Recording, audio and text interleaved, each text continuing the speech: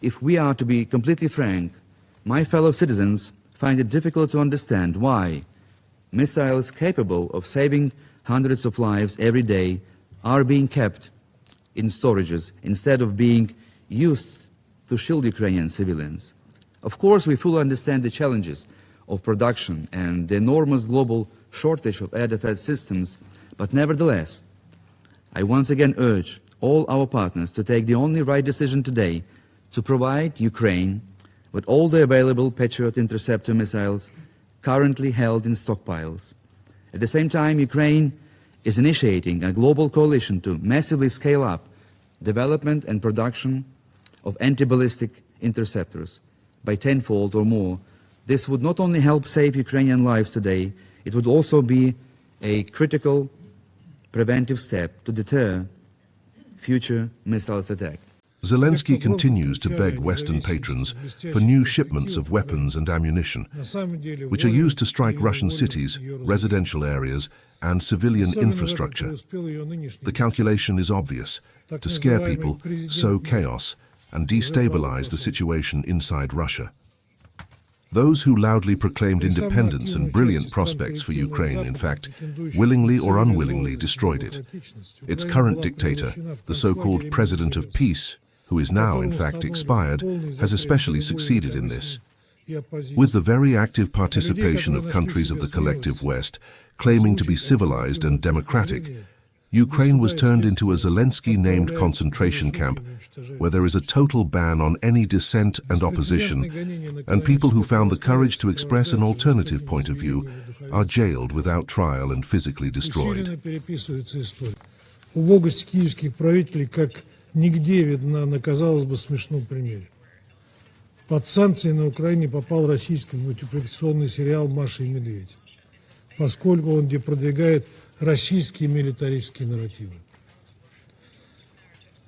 Господин председатель, не сумев добиться желаемых результатов на поле боя, киевский режим окончательно скатился до откровенного террора против мирного населения России. Одновременно Зеленский продолжает выпрашивать у западных покровителей новые партии оружия и боеприпасов, которые используются для ударов по российским городам, жилым кварталам и гражданской инфраструктуре. Расчет очевиден: напугать людей, посеять хаос и дестабилизировать обстановку внутри России. Только за период с 10 по 19 августа жертвами атак ВСУ стали 475 гражданских лиц. 406 человек, включая 16 детей, получили ранения, 69 человек, в том числе 3 детей, погибли. По гражданским объектам на российской территории выпущено не менее 7 с лишним тысяч боеприпасов. Особенно чудовищно стала атака на Нижнекамск. 13 погибших, включая ребенка, 78 раненых. В Новороссийске убито 3 мирных жителей, в том числе 8-летний мальчик. Еще 24 человека ранены. 5 человек погибли в Ростовской области. В Кременной украинский дрон убил 13-летнего подростка. Беспилотниками атакован электропоезд в Иловайске. Остановка общественного транспорта в Донецке. Лечебное учреждение в Ясиноватой и бригада скорой помощи в Рубеже. После этого у покровителей Киева не остается никаких оснований рассуждать о случайных последствиях или сопутствующем ущербе. Когда систематически бьют по жилым домам, детям, медикам и пассажирскому транспорту, это имеет вполне определенное название – террор против гражданского населения.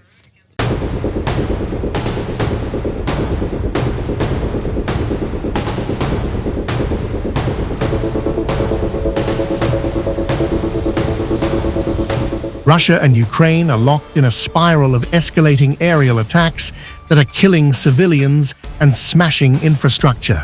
Ukraine's southern Odesa region came under a large-scale Russian missile and drone attack, with food storage facilities and energy infrastructure among the targets. Deadly attacks are turning the Black Sea red. Here's all you need to know.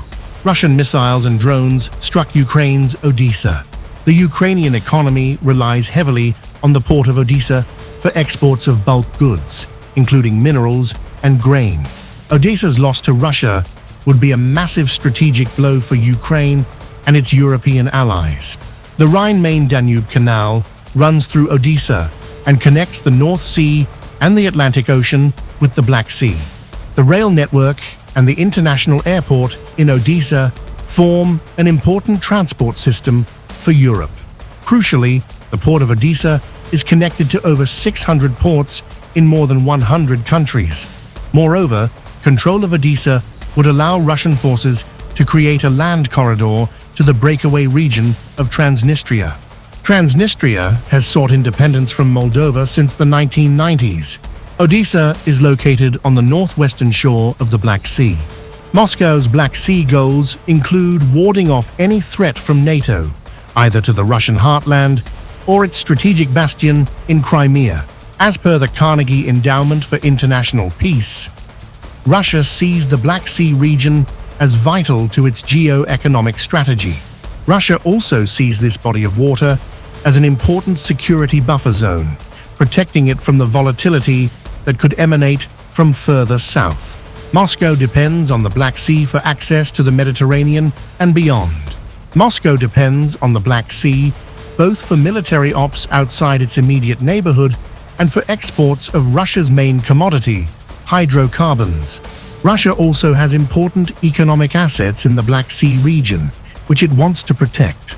Both Russia and Central Asian countries are highly dependent on the Russian port of Novorossiysk to export grain and oil by ship, a hard and costly slog on the 1,250-kilometer front line. Is Zelenskyy treating Ukrainian troops as cannon fodder? And is it time to give up now? Russia is exploiting Ukraine's chronic shortage of air defense missiles. War-weary Ukraine banks on US-made air defense systems. The interceptors remain in short supply.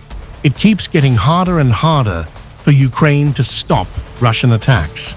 Trump has said he is ready to grant Ukraine licenses to make Patriots. However, the specifics and schedule are still ambiguous. Complete production will potentially stretch over years. Russia boasts a clear missile advantage. As the heir to the substantial Soviet missile arsenal, Russia boasts the widest inventory of ballistic and cruise missiles in the world. Russia remains a major power in the development of missiles of all kinds. Russian strategic rocket forces constitute a significant element of Moscow's military strategy. Russian missiles perform a wide variety of missions, from anti-access, area denial in local conflicts, to delivery of strategic nuclear weapons across continents. As per the CSIS Missile Defense Project, a significant modernization program continues in Russia, producing new variants of both ballistic and cruise missiles with significant new capabilities. Russia is also making major advancements in the field of precision-guided cruise missiles. Moscow has boosted the production of Iskander missiles. The Iskander tactical missile system effectively destroys high-value pinpoint and area targets in the tactical depth of enemy troops. It fares well when the enemy actively uses traditional and precision-guided weapons, missile defense, and air defense systems. The Iskander is equipped with 2 solid-propellant, single-stage guided missiles. The Iskander is capable of detecting targets by its satellite, aircraft, and conventional intelligence. The Iskander has a range of approximately 400 to 500 kilometers and can carry conventional and nuclear warheads up to 700 kilograms. Once deployed, missiles can be launched within 16 minutes from a mobile launcher. Furthermore, a second missile can follow in less than 1 minute following the successful launch of a previous missile. Not to forget, Russian drones continue to play a key role. Missiles, each costing hundreds of thousands or millions of dollars, fly fast, are hard to shoot down, and carry a huge explosive payload. But for now, the bigger threat may come from the drones. Drones are small, slow, cheap, and easy to shoot down, but so plentiful that they come in swarms. Most drones in use today are smaller than traditional military aircraft and require different kinds of air defenses. Drones fly slower and lower to the ground, and that means that many air defense systems are not optimized to shoot them down. The advanced air defenses used to protect high-value targets from missiles are not ideally suited to stopping cheap drones. An entire swarm of drones can cost less than a surface-to-air missile used to take out just one of them. Russian Su-34 fighter bombers are spelling doom with glide bombs. A glide bomb is a standoff weapon with flight controls, which allow it to use a gliding flight path onto a target at a greater distance.